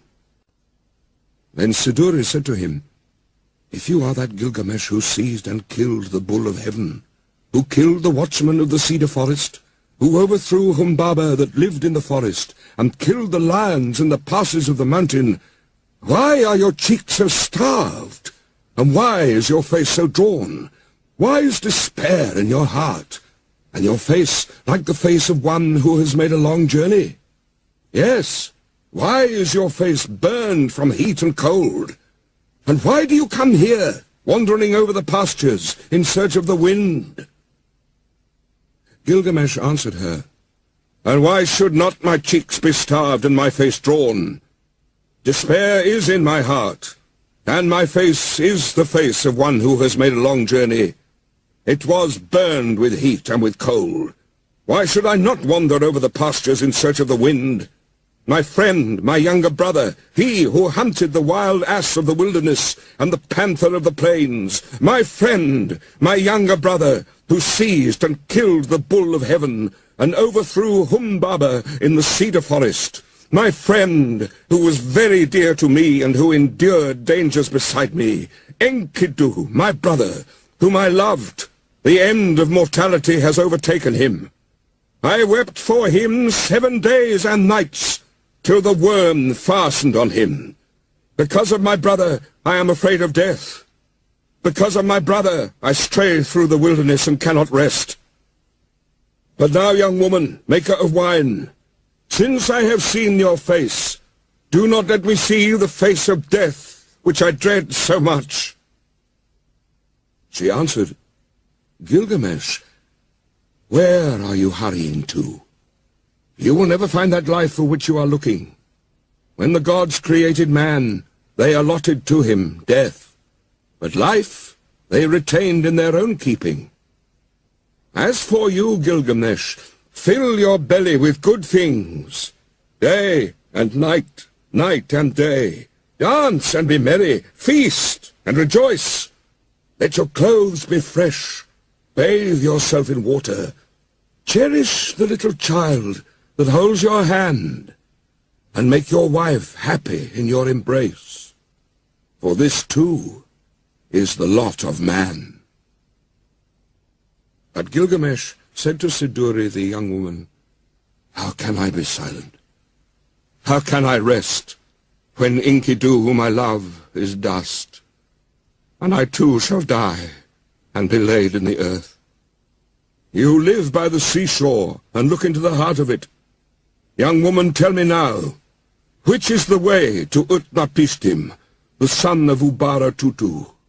What directions are there for the passage? Give me, oh, give me directions. I will cross the ocean, if it is possible. If it is not, I will wander still farther in the wilderness." The winemaker said to him, "Gilgamesh, there is no crossing the ocean. Whoever has come since the days of old has not been able to pass that sea. The sun in his glory crosses the ocean, but who besides Shamash has ever crossed it? The place and the passage are difficult, and the waters of death are deep, which flow between. Gilgamesh, how will you cross the ocean? When you come to the waters of death, what will you do? But Gilgamesh, down in the woods you will find Ur-Shanabi, the ferryman of Utnapishtim. With him are the holy things, the things of stone. He is fashioning the serpent prow of the boat. Look at him well, and if it is possible, perhaps you will cross the waters with him. But if it is not possible, then you must go back." When Gilgamesh heard this, he was seized with anger. He took his axe in his hand and his dagger from his belt. He crept forward, and he fell on them like a javelin, and then he went into the forest and sat down. Ur-Shanabi saw the dagger flash and heard the axe, and he beat his head, for Gilgamesh had shattered the tackle of the boat in his rage. Ur-Shanabi said to him, "Tell me, what is your name?" "I am Ur-Shanabi, the ferryman of Utnapishtim, the faraway." He replied to him, Gilgamesh is my name. I am from Uruk, from the house of Anu. Then Ashurbanipal said to him, Why are your cheeks so starved and your face drawn? Why is despair in your heart and your face like the face of one who has made a long journey? Yes, why is your face burned with heat and with cold? And why do you come here, wandering over the pastures in search of the wind? Gilgamesh said to him, Why should not my cheeks be starved and my face drawn? Despair is in my heart, and my face is the face of one who has made a long journey. I was burned with heat and with cold. Why should I not wander over the pastures? My friend, my younger brother, was seized and killed the bull of heaven, and overthrew Humbaba in the cedar forest. My friend, who was very dear to me, and who endured dangers beside me. Enkidu, my brother whom I loved, the end of mortality has overtaken him. I wept for him 7 days and nights, till the worm fastened on him. Because of my brother, I am afraid of death. Because of my brother, I stray through the wilderness. His fate lies heavy upon me. How can I be silent? How can I rest? He is dust, and I too shall die, and be laid in the earth forever. I am afraid of death. Therefore, Ashurbanipal, tell me, which is the road to Utnapishtim? If it is possible, I will cross the waters of death. If not, I will wander still farther through the wilderness. Ashurbanipal said to him, Gilgamesh, your own hands have prevented you from crossing the ocean. When you destroyed the tackle of the boat, you destroyed its safety. Then the two of them talked it over, and Gilgamesh said, Why are you so angry with me, Ashurbanipal? For you yourself cross the sea by day and night. At all seasons you cross it. Gilgamesh, those things you destroyed, their property is to carry me over the water, to prevent the waters of death from touching me. It was for this reason that I preserved them, but you have destroyed them, and the Urnu snakes with them. But now go into the forest, Gilgamesh. With your axe, cut poles 120. Cut them 60 cubits long. Paint them with bitumen. Set on them ferrules, and bring them back. When Gilgamesh heard this, he went into the forest. He cut poles 120. He cut them 60 cubits long. He painted them with bitumen. He set on them ferrules, and he brought them to Ashurbanipal. Then they boarded the boat, Gilgamesh and Ashurbanipal together, launching it out on the waves of ocean. For 3 days they ran on, as it were a journey of a month and 15 days, and at last Ashurbanipal brought the boat to the waters of death. Then Ashurbanipal said to Gilgamesh, Press on, take a pole and thrust it in, but do not let your hands touch the waters. Gilgamesh, take a second pole, take a third, take a fourth pole. Now, Gilgamesh, take a fifth, take a sixth, and seventh pole. Gilgamesh, take an eighth, and ninth, a 10th pole. Gilgamesh, take an 11th, take a 12th pole. After 120 thrusts, Gilgamesh had used the last pole. Then he stripped himself. He held up his arms for a mast, and his covering for a sail.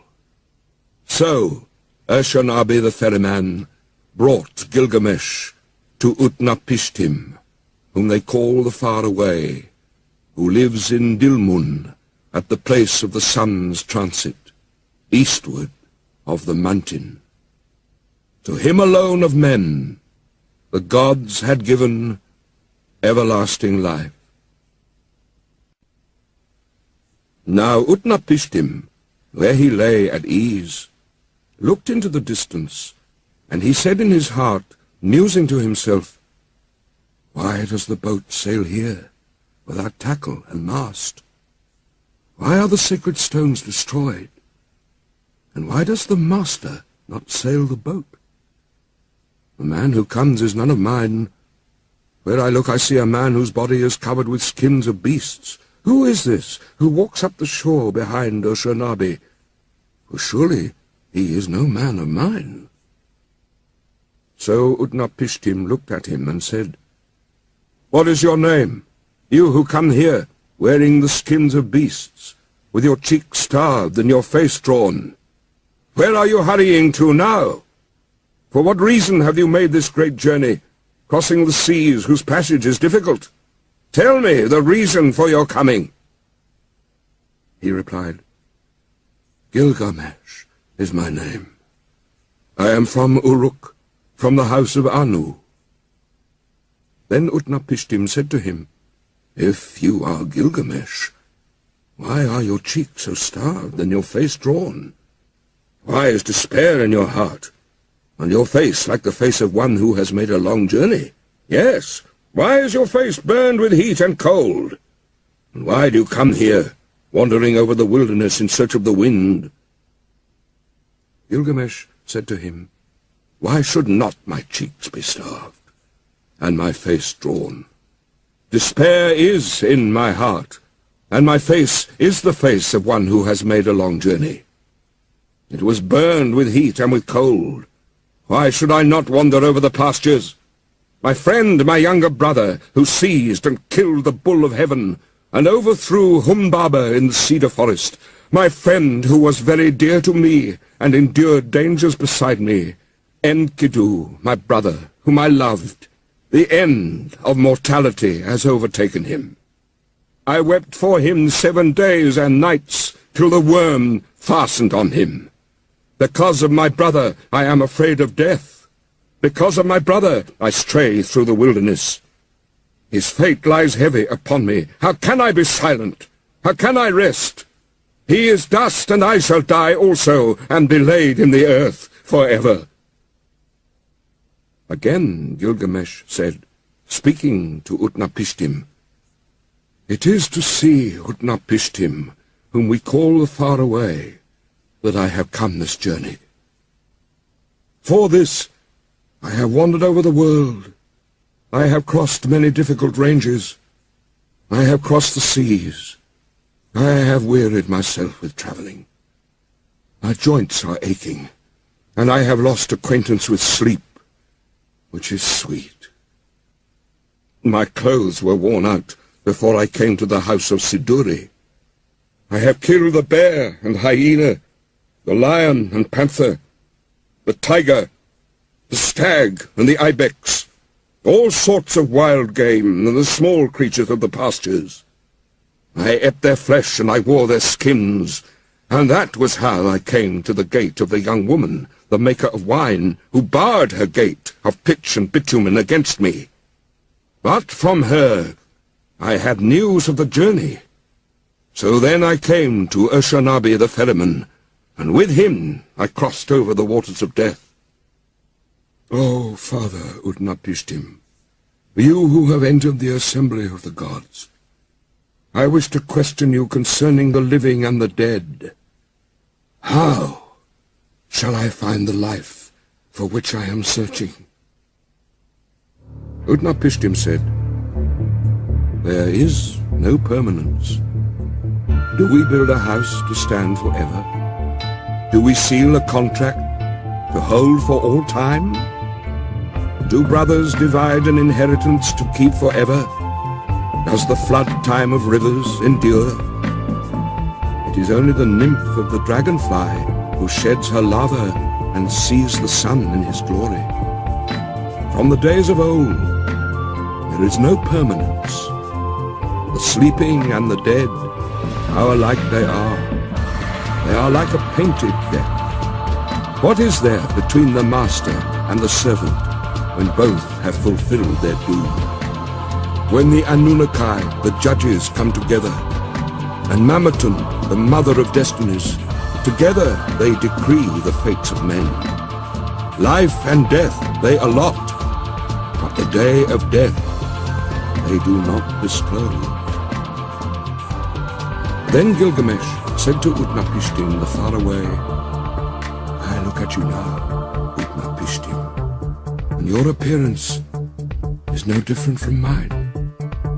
There is nothing strange in your features. I thought I should find you like a hero prepared for battle. But you lie here, taking your ease on your back. Tell me truly, how was it that you came to enter the company of the gods, and to possess everlasting life? Utnapishtim said to Gilgamesh, I will reveal to you a mystery. I will tell you the secret of the god.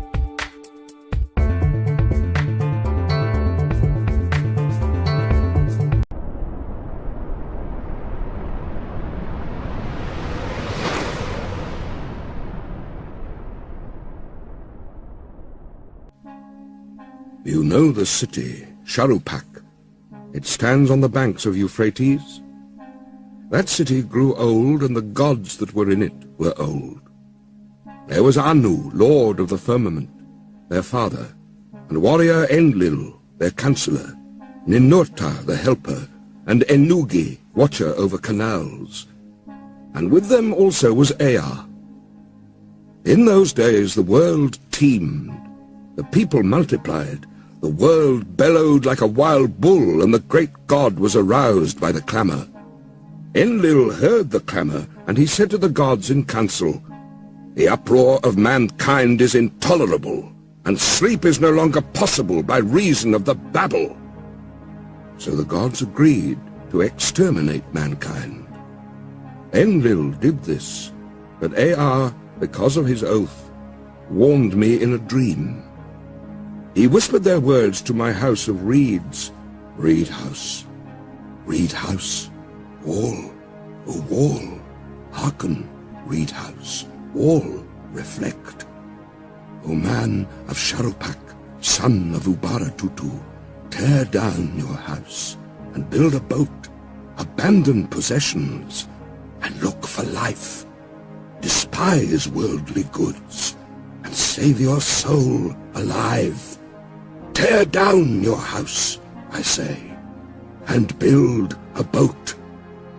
These are the measurements of the bark, as you shall build her. Let her beam equal her length. Let her deck be roofed like the vault that covers the abyss. Then take up into the boat the seed of all living creatures. When I had understood, I said to my lord, Behold, what you have commanded I will honor and perform. But how shall I answer the people, the city, the elders? Then Ea opened his mouth and said to me, his servant, Tell them this. I have learnt that Enlil is wrathful against me. I dare no longer walk in his land, nor live in his city. I will go down to the gulf to dwell with Ea, my lord. But on you he will rain down abundance, rare fish, and shy wild fowl, a rich harvest tide. In the evening the rider of the storm will bring you wheat in torrents. In the first light of dawn, all my household gathered round me. The children brought pitch, and the men whatever was necessary. On the 5th day I laid the keel and the ribs, then I made fast the planking. The ground space was 1 acre. Each side of the deck measured 120 cubits, making a square. I built 6 decks below, 7 in all. I divided them into 9 sections with bulkheads between. I drove in wedges where needed. I saw to the punt poles and laid in supplies. The carriers brought oil in baskets. I poured pitch into the furnace, and asphalt and oil. More oil was consumed in caulking, and more again the master of the boat took into his stores. I slaughtered bullocks for the people, and every day I killed sheep. I gave the shipwrights wine to drink, as though it were river water, raw wine and red wine and oil and white wine. There was feasting then, as there is at the time of the New Year's festival. I myself anointed my head. On the 7th day, the boat was complete. Then was the launching, full of difficulty. There was shifting of ballast above and below till 2/3 was submerged.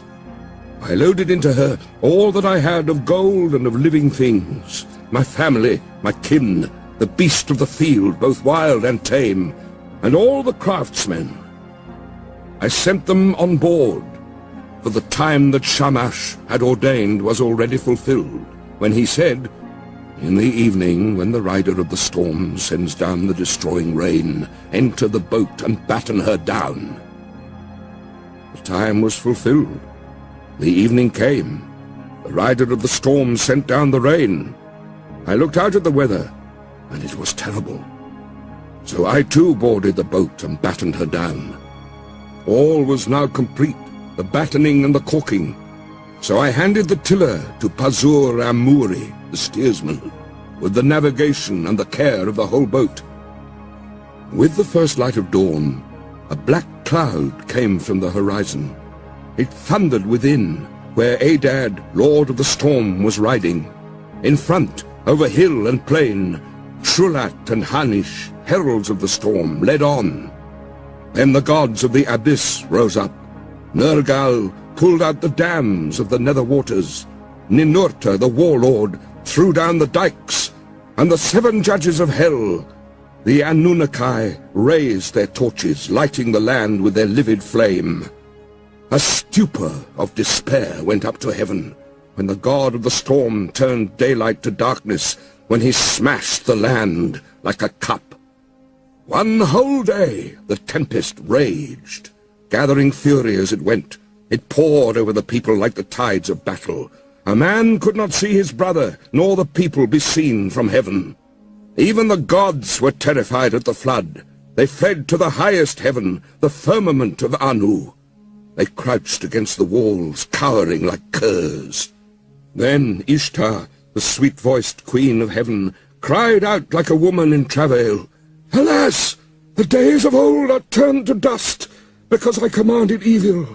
Why did I command this evil in the council of all the gods? I commanded wars to destroy the people, but are they not my people? For I brought them forth. Now, like the spawn of fish, they float in the ocean." The great gods of heaven and of hell wept. They covered their mouths. For 6 days and 6 nights the winds blew.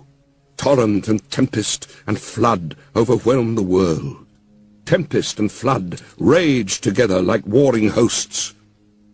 When the 7th day dawned, the storm from the south subsided, the sea grew calm, the flood was stilled. I looked up the face of the world, and there was silence.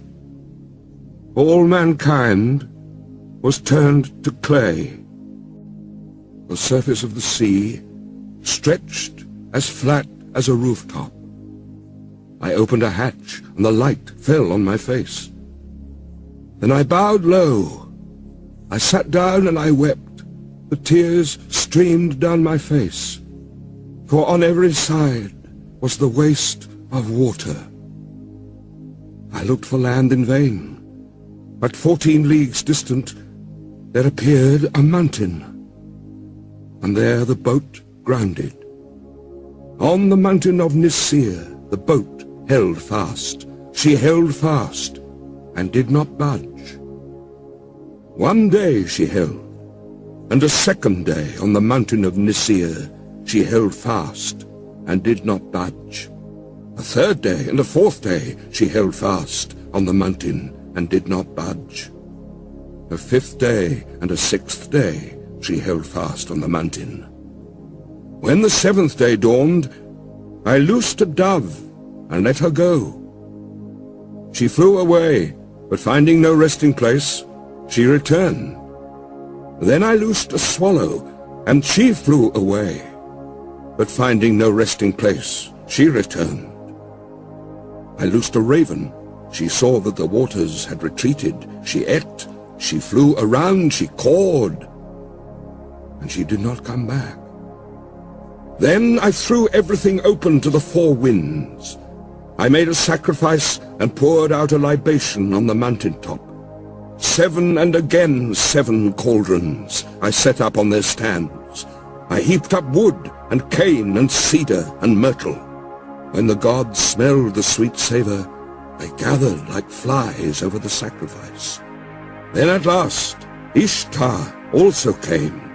She lifted her necklace with the jewels of heaven that once Anu had made to please her. O you gods here present, by the lapis lazuli round my neck, I shall remember these days as I remember the jewels of my throat.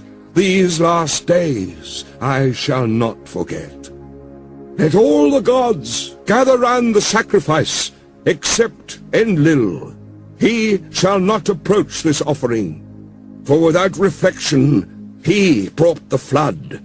He consigned my people to destruction. When Enlil had come, when he saw the boat, he was wroth and swelled with anger at the gods, the host of heaven. Has any of these mortals escaped? Not one was to have survived the destruction. Then the god of the wells and canals, Ninurta, opened his mouth, and said to the warrior Enlil, Who is there of the gods that can devise without Ea? It is Ea alone who knows all things. Then Ea opened his mouth and spoke to warrior Enlil, Wisest of gods, hero Enlil, how could you so senselessly bring down the flood? Lay upon the sinner his sin. Lay upon the transgressor his transgression. Punish him a little when he breaks loose. Do not drive him too hard, or he perishes. Would that a lion had ravaged mankind rather than the flood.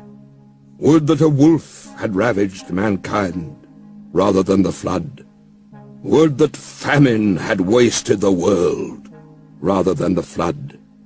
Would that pestilence had wasted mankind rather than the flood. It was not I that revealed the secret of the gods. The wise man learned it in a dream. Now take your counsel, what shall be done with him? Then Enlil went up into the boat. He took me by the hand, and my wife, and made us enter the boat and kneel down on either side, he standing between us. He touched our foreheads to bless us, saying, In time past, Utnapishtim was a mortal man. Henceforth, he and his wife shall live in the distance at the mouth of the rivers. Thus it was that the gods took me and placed me here to live in the distance at the mouth of the rivers. Utnapishtim said, As for you, Gilgamesh, who will assemble the gods for your sake, so that you may find that life for which you are searching? But if you wish, come and put it to the test. Only prevail against sleep for 6 days and 7 nights. But while Gilgamesh sat there resting on his haunches, a mist of sleep, like soft wool teased from the fleece, drifted over him. And Utnapishtim said to his wife, Look at him now, the strong man who would have everlasting life. Even now the mists of sleep are drifting over him.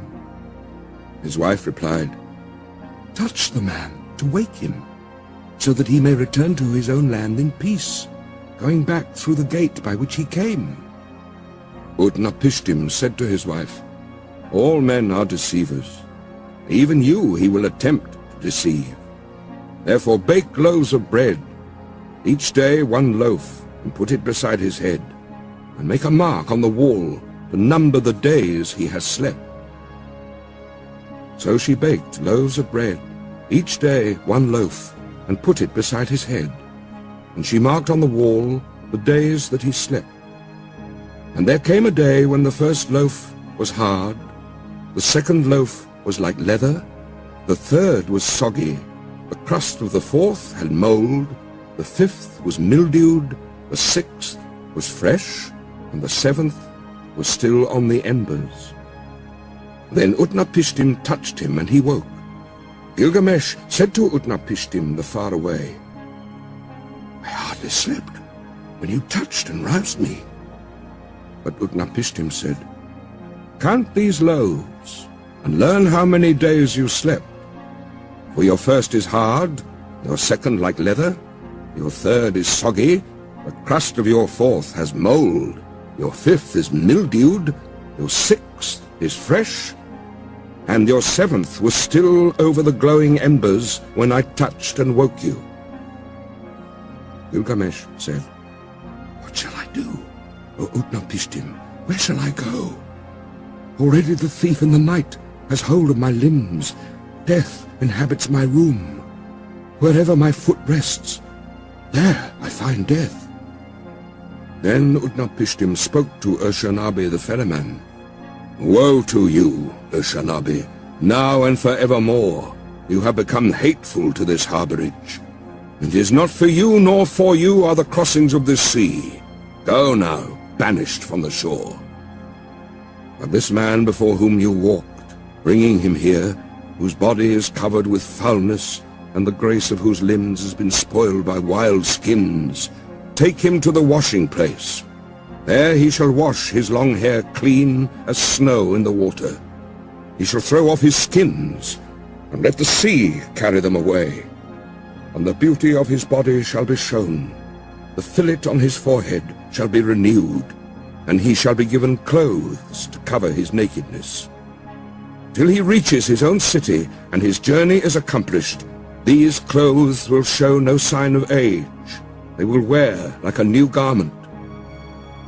So Ur-Shanabi took Gilgamesh and led him to the washing place.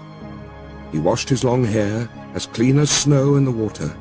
He threw off his skins, which the sea carried away, and showed the beauty of his body.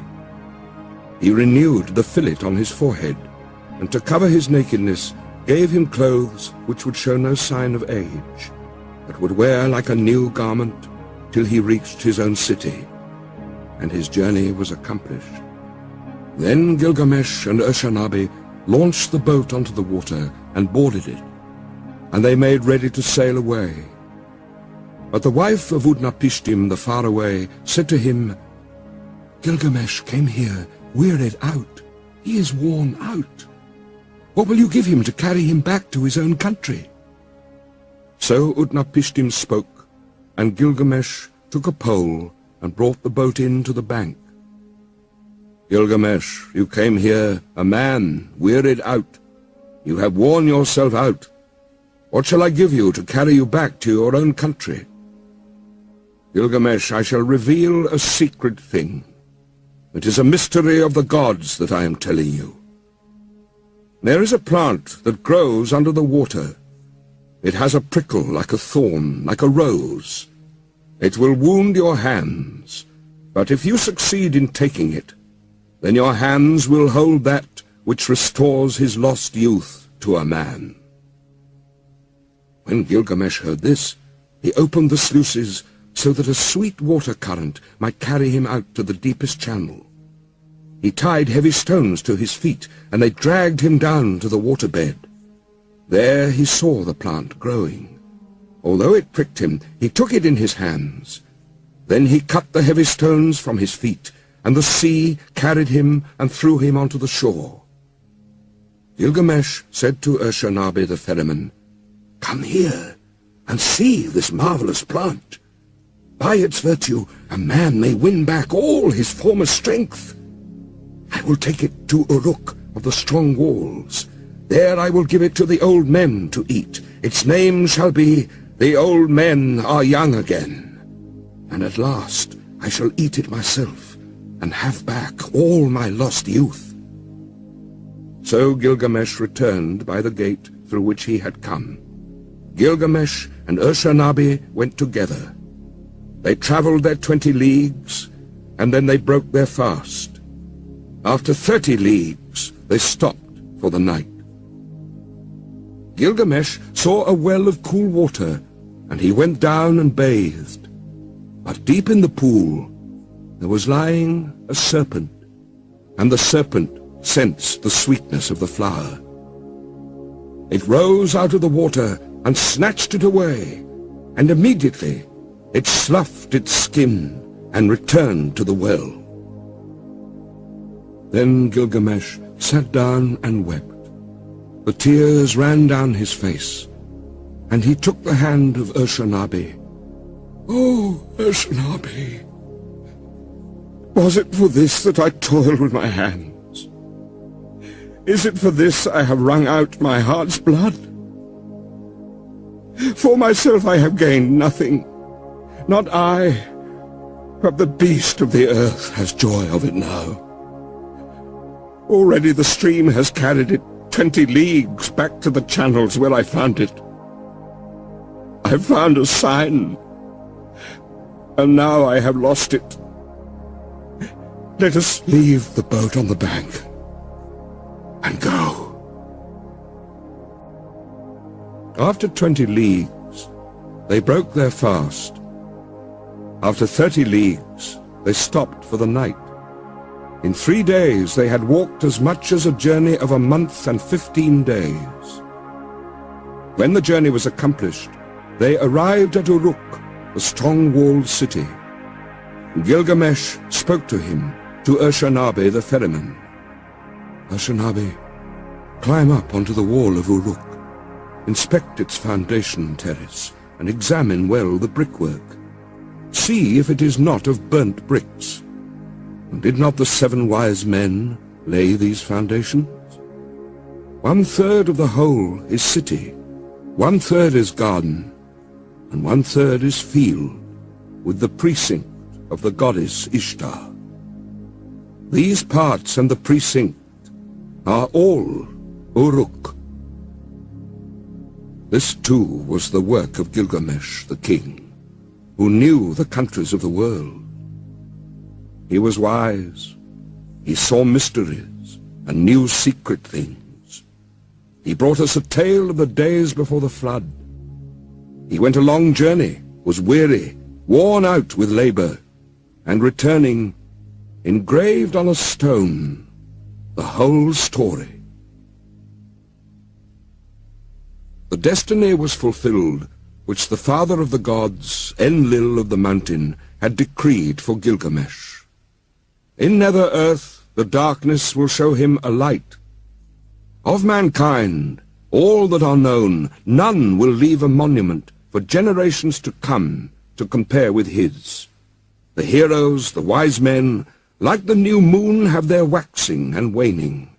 Men will say, "Who has ever ruled with might and with power like him?"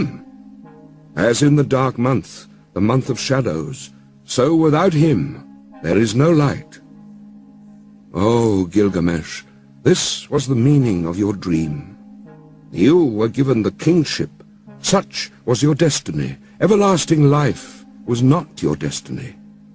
Because of this, do not be sad at heart. Do not be grieved or oppressed. He has given you power to bind and to loose, to be the darkness and the light of mankind. He has given unexampled supremacy over the people, victory in battle from which no fugitive returns, in forays and assaults from which there is no going back. But do not abuse this power. Deal justly with your servants in the palace. Deal justly before the face of the sun." The king has laid himself down and will not rise again. The Lord of Kula will not rise again. He overcame evil, he will not come again. Though he was strong of arm, he will not rise again. He had wisdom and a comely face, he will not come again. He is gone into the mountain, he will not come again. On the bed of fate he lies, he will not rise again. From the couch of many colors, he will not come again. The people of the city, great and small, are not silent. They lift up the lament. All men of flesh and blood, lift up the lament. Fate has spoken. Like a hooked fish, he lies stretched on the bed, like a gazelle that is caught in a noose. Inhuman Namtar is heavy upon him, Namtar that has neither hand nor foot, that drinks no water and eats no meat. For Gilgamesh, son of Ninsun, they weighed out their offerings. His dear wife, his son, his concubine, his musicians, his jester, and all his household, his servants, his stewards, all who lived in the palace weighed out their offerings for Gilgamesh, the son of Ninsun, the heart of Uruk. They weighed out their offerings to Ereshkigal, the queen of death, and to all the gods of the dead. To Namtar, who is fate, they weighed out the offering. Bread for Neti, the keeper of the gate. Bread for Ningizida, the god of the serpent, the lord of the tree of life. For Dumuzid also, the young shepherd. For Enki and Ninki. For Endukuga and Nindukuga. For Enmul and Ninmul, all the ancestral gods, forebears of Enlil. A feast for Shūtur, the god of feasting.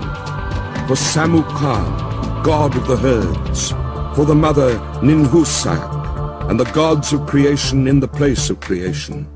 For the host of heaven, priest and priestess, weighed out the offering of the dead. Gilgamesh, son of Ninsun, lies in the tomb. At the place of offerings, he weighed the bread offering. At the place of libation, he poured out the wine. In those days, the Lord Gilgamesh departed, the son of Ninsun.